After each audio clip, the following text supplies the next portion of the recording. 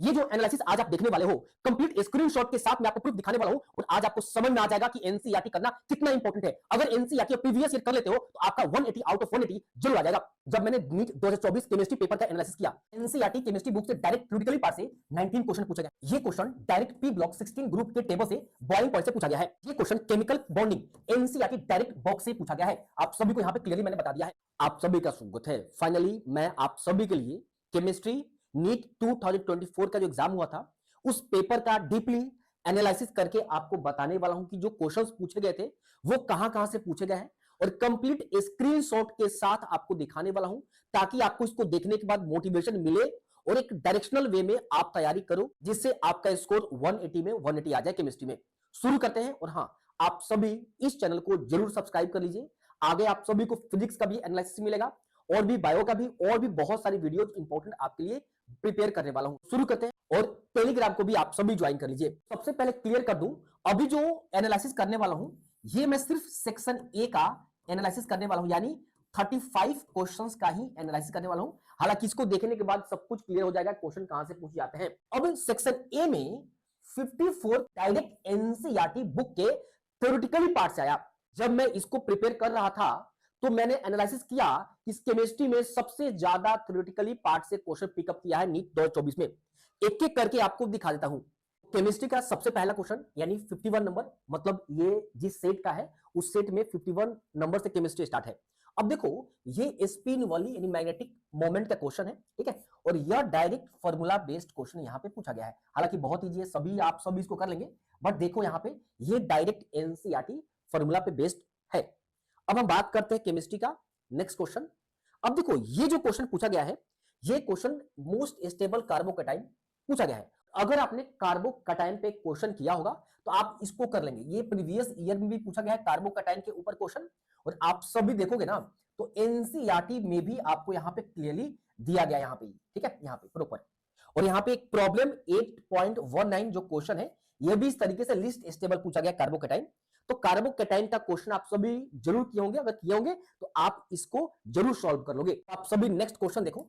ये question boiling point के ऊपर आधारित है और आप सभी देखो ये जो क्वेश्चन है ये डायरेक्ट क्वेश्चंस इस टेबल से पूछा गया है, अब पी ब्लॉक के, ठीक है। अब यहां पे देखो ये एक्चुअल में ग्रुप 16 का टेबल है। यहां पे पूछा गया कि the boiling point of hydride of group 16 element of the following. तो बताया गया कि H2O का सबसे ज्यादा है। तो देखो यहां पे बॉइलिंग पॉइंट इन सब में H2O, H2S, H2SE और H2T में सबसे ज्यादा बॉइलिंग पॉइंट इसका ज्यादा है। फिर देखो, फिर इसका ज्यादा है, देन एंड सबसे कम इसका है, सबसे कम H2SE का। तो सबसे कम यहां पे इसी ऑर्डर में ये अरेंज किया गया है। फर्स्ट स्टेटमेंट करेक्ट है इसके अकॉर्डिंग।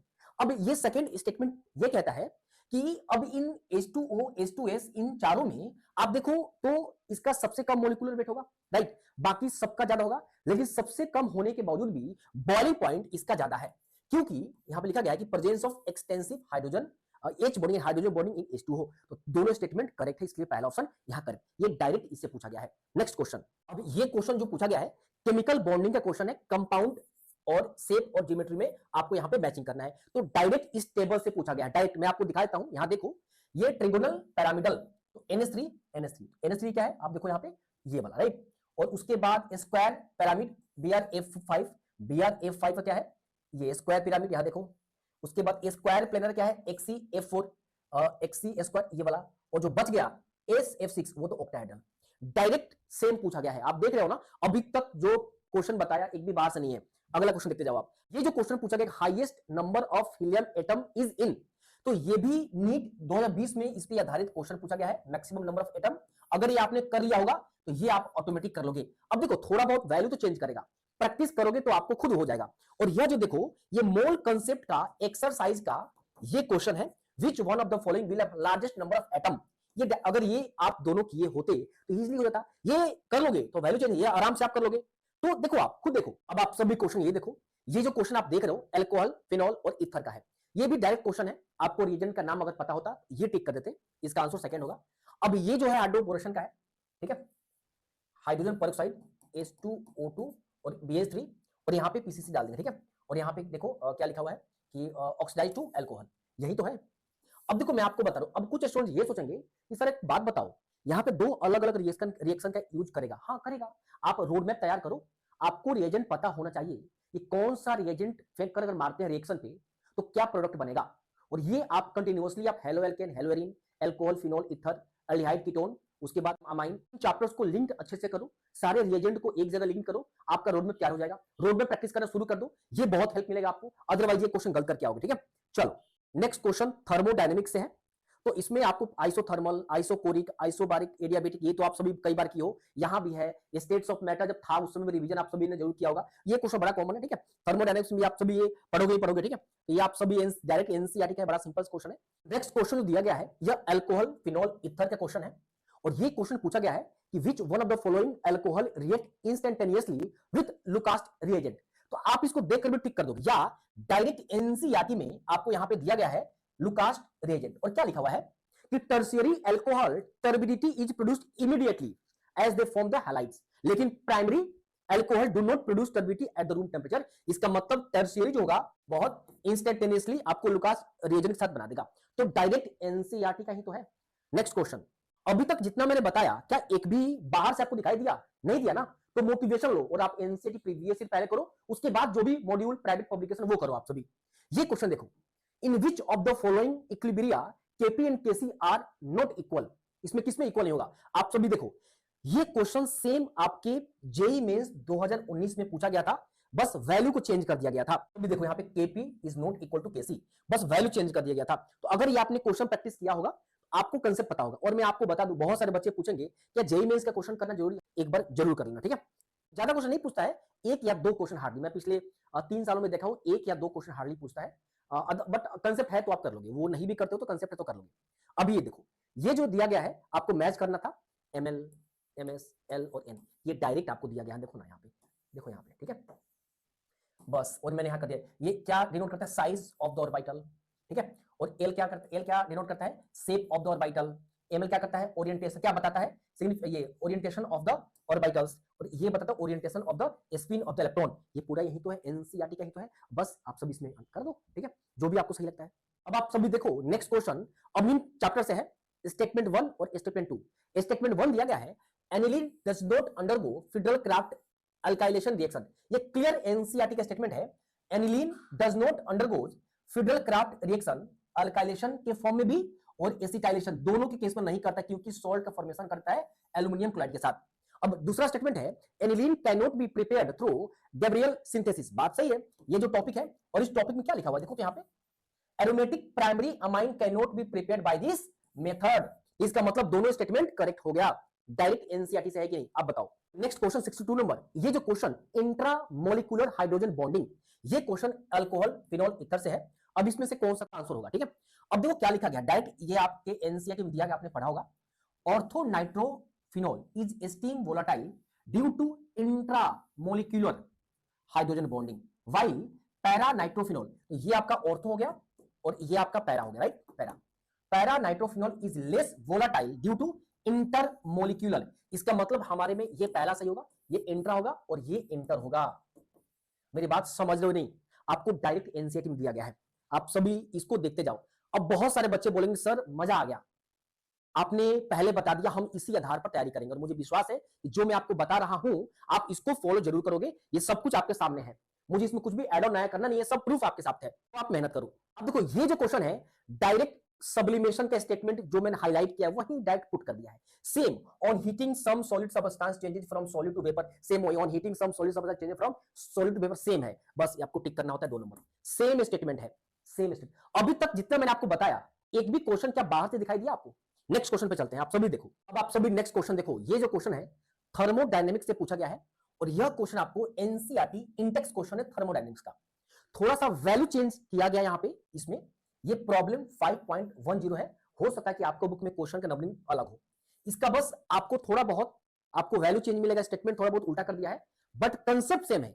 अगर ये प्रैक्टिस आपने कर लिया आप इसको भी कर लोगे। या कोई भी स्टूडेंट अगर प्रैक्टिस करता है, या लिखा है liquid crystallise into a solid, तो ये भी प्रैक्टिस करता होगा ना कि a solid crystallise into a liquid, क्या होगा इसका? Yes, no, right, wrong, decrease, increase. तो आप सभी ये करे होंगे तो ये भी कर लेंगे। तो मेरा मानना ये कि question NCERT Intex, NCERT exercise, exemplar, previous year और एनसीईआरटी थ्योरी को बढ़िया से पढ़ाई कर लो, आपका 180 में 180 आना ही है। अब ये जो क्वेश्चन है, यह क्वेश्चन पी ब्लॉक का है। Among 16 group element which one does not show -2 oxidation state. तो इसका आंसर जो होगा वो पोलोनियम होगा। यहां पे लिखा गया है कि the stability of -2 oxygen state decrease down the group. Polonium hardly so -2 oxidation state. आप सभी का यहां पे क्लियर समझ में आ गया। ये जो होता है यही तो होता है, यही तो है, ठीक है, यही तो है, ठीक है। अब बताएगा कि ये -2 ऑक्सीडेशन स्टेट नीचे डिक्रीज करता है। तो बताओ इन चारों में ऑटोमेटिक टिक यही होगा ना 4। ये तो बहुत आसान है। नेक्स्ट क्वेश्चन आप सभी देखें, डायरेक्ट एनसीईआरटी थ्योरी से आप काउंट कर लेना। एनसीईआरटी थ्योरेटिकली पार्ट से कितने क्वेश्चन पूछे गए हैं लास्ट में काउंट करके बता दिया आपको 19 क्वेश्चन। 35 में 19 क्वेश्चन आपको सिर्फ इस तरीके से थ्योरी से दिया गया है। मेरी बात आप समझ रहे हो ना। नेक्स्ट क्वेश्चन अब आप सभी देखो, ये जो मैच दो क्वेश्चन दिया गया है इलेक्ट्रोकेमिस्ट्री से पूछा गया है और ये डायरेक्ट एनसीईआरटी एक्सरसाइज का ये क्वेश्चन आपसे पूछा गया है। यहां पे देखो H2O2 यहां पे देखो, उसके बाद MnO4 -2 Mn2, यही तो है। यहां देखो, अरे प्रैक्टिस अगर किए होगे तो इजीली आप कर लोगे। यहां पे देखो FeO2 Fe2O3, यहां पे देखो, आप देख रहे हो ना। बस आपको यहां पे थोड़ा सा प्रैक्टिस यहां पे करना, CaCl2, यही तो है जो मैं अंडरलाइन किया है सेम। बस 3 क्वेश्चन को एक साथ मर्ज कर दिया। हाँ पूछेगा, आप प्रैक्टिस तो करो सब क्वेश्चन, तो डायरेक्ट आपको एनसीईआरटी एक्सरसाइज से क्वेश्चन मिल गया। ये जो क्वेश्चन पूछा गया है ये क्वेश्चन पीरियोडिक टेबल से है। टेबल से बहुत आसान है। इलेक्ट्रोनेगेटिविटी के बारे में पूछा गया कि इंक्रीजिंग ऑर्डर में इलेक्ट्रोनेगेटिविटी है, ठीक है। वैसे तो आप सभी को पता है कि ये जब हम लेफ्ट टू राइट जाते हैं तो इलेक्ट्रोनेगेटिविटी कंसिस्टेंसी के साथ इंक्रीज करता है, लेकिन इतना इजी भी तो नहीं पूछा गया ना। अब देखो क्या किया है, ये पीरियड सेकेंड से ये 4 एलिमेंट को दे दिया है और पीरियड थर्ड से एक एसआई दे दिया है। वैसे तो आप सभी इसका तो आप अंदाजा लगा लोगे, लेकिन बहुत सारे बच्चे गलती यहां आकर कर देंगे, ठीक है। तो आप देखो सबसे ज्यादा फ्लोरीन का है 1, ऑक्सीजन 2, नाइट्रोजन 3, 4 और सबसे कम किस एसआई का, यही तो है, यही तो ऑर्डर है, ठीक है, इंक्रीज ऑर्डर में। तो बहुत सारे बच्चे क्या करते हैं, बस इतना ही देख लेते हैं कि लेफ्ट टू राइट आपका इंक्रीज करता है और ऊपर की तरफ बढ़ता है। तो मैं बस इतना ही कहूंगा, एक बार वैल्यू जरूर देख लेना। अगर सेकेंड थर्ड फोर्थ पीरियड से अगर एलिमेंट चेंज एक्सचेंज कर दे या अलग अलग एलिमेंट दे दे, उस केस में गलत कर दोगे आप। तो इसीलिए वैल्यू जरूर देखना आप सभी, ठीक है। सभी बच्चों को इतना कहता हूं क्योंकि अभी के टाइम पे कंपटीशन जो है ना बढ़ चुका है। आप जितना आसान सोचते हो उतना नहीं, थोड़ा सा वैल्यू जरूर देखा करो। खासतौर पे वैल्यू जो पार्ट है वो देखो, 3-4 क्वेश्चन इसी तरह वैल्यू बेस्ड है टेबल से। नेक्स्ट क्वेश्चन आप देखो, अब ये जो क्वेश्चन है ये हाइड्रोकार्बन इंडेक्स क्वेश्चन से डायरेक्ट पूछा गया है। अब देखो यहाँ पे C6H14 और ये पूछा गया कि 2 टर्शियरी कार्बन। तो आप सभी देखो डायरेक्ट यहाँ पे यही तो है, इसका नाम पूछा गया IPUC नाम, ठीक है, यही तो है, ठीक है। आप देखो यहाँ पे सबसे आसान है, प्रैक्टिस करो तो सही, आपको सब कुछ एनसीईआरटी मिलेगा। बहुत सारे बच्चे और बहुत सारे कोचिंग ये भ्रमित करके रखते हैं कि मेरा मॉड्यूल करो, मेरा मॉड्यूल करो। मैं कहता हूं कि ठीक है मॉड्यूल प्रैक्टिस के लिए करो, लेकिन प्रायोरिटी आप अगर एनसीईआरटी और प्रीवियस ईयर देते हो ना तो आपका उसी में काम बन जाता है और 180 में 180 सफिशिएंट आ जाएगा। मेरी बात आप समझ रहे हो ना। चलो आगे देखो, ये जो क्वेश्चन है अल्डिहाइड कीटोन और इथर से पूछा गया है। फेलिंग सोल्यूशन ए इज, यहां पे नाम पूछा गया है, तो आप यहां देखो Fehling solution A is aqueous copper sulphate and Fehling solution B is ये वाला। तो बस आंसर कौन सा, एक्वस कॉपर सल्फेट, यही तो है। डायरेक्ट एनसीईआरटी क्वेश्चन है और देखो थ्योरी से पूछा गया है। मैं बार बार आपको डिनोट करा रहा हूं कि थ्योरेटिकली पार्ट से क्वेश्चन कितने पूछे गए, आप देख रहे हो ना। नेक्स्ट, अब ये 70 नंबर क्वेश्चन जो है केमिकल काइनेटिक्स से पूछा गया है और एनसीईआरटी एग्जाम्पलर का डायरेक्ट सेम क्वेश्चन पूछा गया है। एग्जाम्पलर का क्वेश्चन 3 हो सकता है कि नंबरिंग आप में चेंज हो। Activation energy of chemical reaction can be determined by, यही तो क्वेश्चन है। और इसमें क्या, इसमें determining the rate constant eight 2 temperature, यही है। बस इसमें थोड़ा सा क्या कर दिया है, एट 2 डिफरेंट डाल दिया, ठीक है। बाकी सेम क्वेश्चन आपको मिलेगा। और यह जो है यह आधारित जो है वो आधारित इस वाले, ये मैं अनलाइन कर इसी पे, ठीक है। इस पे इससे भी आप सभी कर सकते हो, ठीक है। बट ठीक है, एग्जाम्पलर बहुत सारे बच्चे एग्जाम्पलर के बारे में नहीं जानते हैं, एग्जाम्पलर का सेपरेट बुक आता है वो आप कर लेना। अगला 71 नंबर क्वेश्चन केमिकल काइनेटिक्स से है और डायरेक्ट एनसीईआरटी एग्जाम्पलर से। आप सभी देखो यहाँ पे एक्चुअली आई के वर्सेस 1/T ग्राफ है, ये भी सेम ही है, ये भी सेम है, ठीक है, 1/T सेम है, ठीक है। सेम क्वेश्चन है, आप सभी देखो इसका भी आंसर ये होगा और इसका भी आंसर सेम ही होगा, ठीक है, इसका भी सेम, ठीक है। तो आपको एग्जाम्पलर भी कर लेना ध्यान से। अब देखो 72 नंबर जो क्वेश्चन है अल्डिहाइड कीटोन ईथर का है और डायरेक्ट एनसीईआरटी एग्जाम्पलर का है। मैं आपको बता दूं यहां पे देखो, ये जो पहला क्वेश्चन है ये आपको रिएक्टेंट पता है, प्रोडक्ट पता है, और सेम एनसीईआरटी एग्जाम्पलर में आपको यहां पे देखो क्या दिया है, इसका रिएक्टेंट नहीं दिया है, रिएक्टेंट नहीं दिया है, और देखो रिएजेंट दे दिया है और प्रोडक्ट दे दिया है, और यही रिएजेंट तो यहां पूछ रहा है आपसे, यही तो पूछ रहा है। बी में देखो बी में सिर्फ यहां पे लगा दी सेम, यही तो क्वेश्चन है। आप सी देखो, सी में मैं मिटा देता हूं, आप सी में देखो, सी का तो यही तो है, ये वाला CrO3 यही तो है, डायरेक्ट पुट करो यहाँ पे। और डी का देखो ना, डी का वहां पे ये वाला, अब देखो यहाँ पे आपको ये सेम है, यहाँ पे रीएजेंट डाल दो यहाँ पे, यही तो है, सेम क्वेश्चन है, देख रहे हो ना। तो एनसीईआरटी का अब नेक्स्ट 73 नंबर जो क्वेश्चन है, ये क्वेश्चन आप सभी देख लो यहाँ पे, ये इनडायरेक्ट बेस्ड क्वेश्चन है।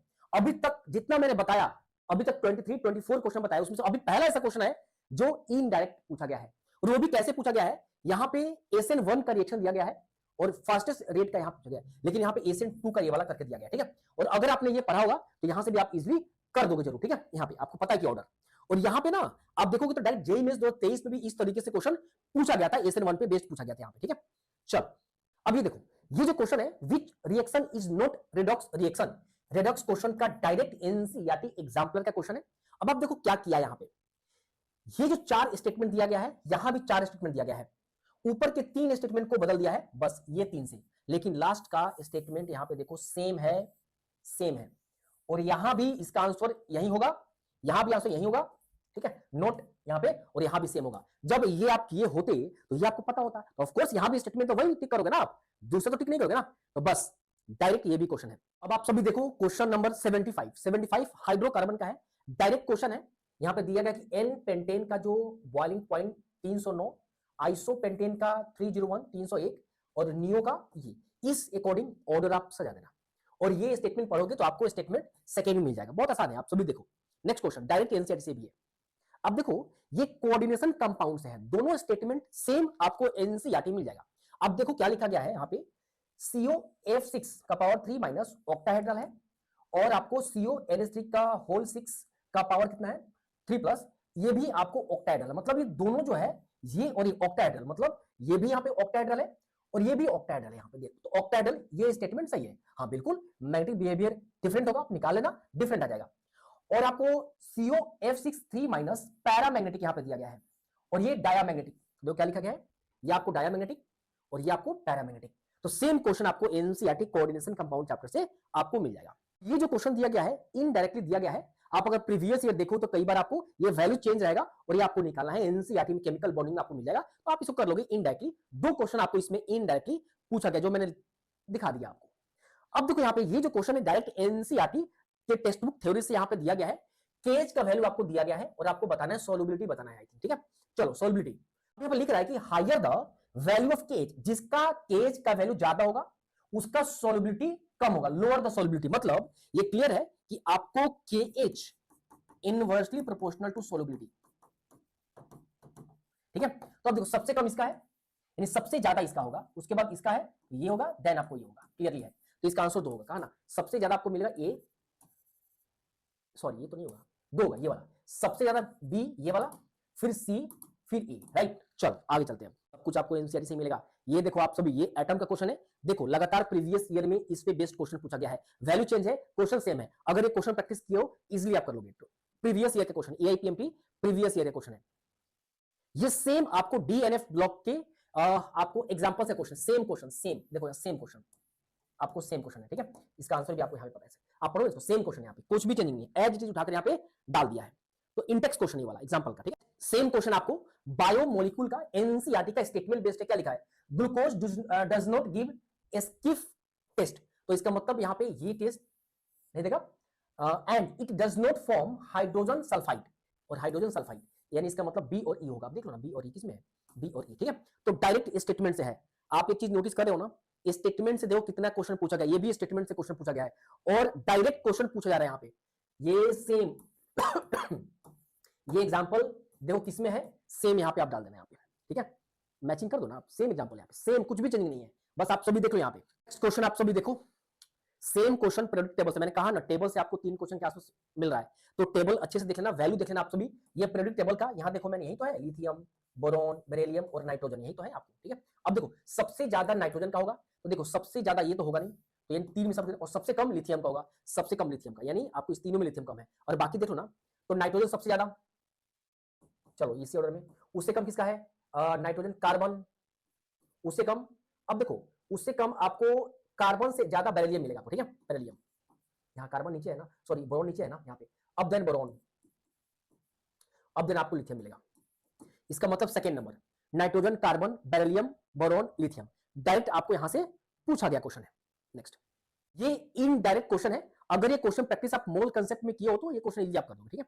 में इक्विलिब्रियम इंडेक्स का सेम क्वेश्चन है यहाँ पे, सेम क्वेश्चन है, ठीक है, सेम। थोड़ा बहुत चेंजिंग आपको वैल्यू मिलेगा, यहाँ पे रिवर्स डायरेक्शन और यहाँ पे क्या दिया है, बैकवर्ड डायरेक्शन, ठीक है। आप इसको देख लेना। अब देखो, अभी जो 35 क्वेश्चन सेक्शन ए हमने किया, 35 सेक्शन ए का, उसमें से एनसीईआरटी बुक से थ्योरेटिकली पार्ट से 19 क्वेश्चन पूछे गए हैं, एनसीईआरटी एक्सरसाइज से 3 क्वेश्चन, इंटेक्स से 5 क्वेश्चन, एनसीईआरटी एग्जाम्पलर से 3 क्वेश्चन, इनडायरेक्ट 3 क्वेश्चन पूछे गए हैं, जेईई मेंस से 1 क्वेश्चन और एआईपीएमटी नीट से आपको 1 क्वेश्चन। आप देखो इसमें से एनसीईआरटी वाले पार्ट को देखो, आप सिर्फ एनसीईआरटी पार्ट को देखोगे तो देखो कितने 30 क्वेश्चन सिर्फ एनसीईआरटी से पूछा गया है और 1 क्वेश्चन प्रीवियस ईयर से। नीट के और एनसीईआरटी 31 तो यहां आ गया, और बाकी अगर प्रैक्टिस थोड़ा सा किए तो इनडायरेक्टली भी आप कर नहीं दो क्या। चलो मान लो कि आप इन 4 जो क्वेश्चन है उसमें से अगर ये भी आप सही कर देते हो तो आपका इतना नंबर तो आपका बन गया ना, ठीक है। और ये तो 35 में आपको बात कर रहा हूं, अभी 15 जो सेक्शन बी है उसमें भी अगर मान लो 15 में अगर उसमें 10 ऑलमोस्ट बच्चे सही कर देते हैं तो 41 आपका हो गया, 164। और जो इसमें से थोड़ा बहुत आप एक आध क्वेश्चन कर ही दोगे तो आपका नंबर सिलेक्शन लायक बन तो गया। तो आप जितने भी स्टूडेंट्स हैं जो मैं बता रहा हूं फॉलो करो। मैं बार बार मैंने कहा, पिछली बार जब मैंने बताया था और जब स्टूडेंट्स का नंबर अच्छा गया तो बहुत सारे स्टूडेंट्स ने मैसेज किया था कि sir thank you so much, आपने जो लास्ट में 2-3 महीने पहले बताया था ये वाला, मैंने मार्च में बताया था और मैंने प्रैक्टिस करना शुरू किया और मेरा मार्क्स ग्रो हुआ। बहुत सारे बच्चे, ऑलमोस्ट बच्चे ने मैसेज किया कि सर जो हमारे कोचिंग में जो टेस्ट होते थे उससे ज्यादा ही मेरा फिजिक्स केमिस्ट्री में आ गया, क्योंकि हमने एनसीईआरटी प्रीवियस ईयर। आप भी फॉलो करो। प्रायोरिटी 2, क्योंकि एग्जाम जो है नीट एनसीईआरटी बेस्ड पे होता है। मेरी बात आप समझ रहे हो ना। आप अपने फ्रेंड सर्कल में इसको शेयर करो। अभी तक नहीं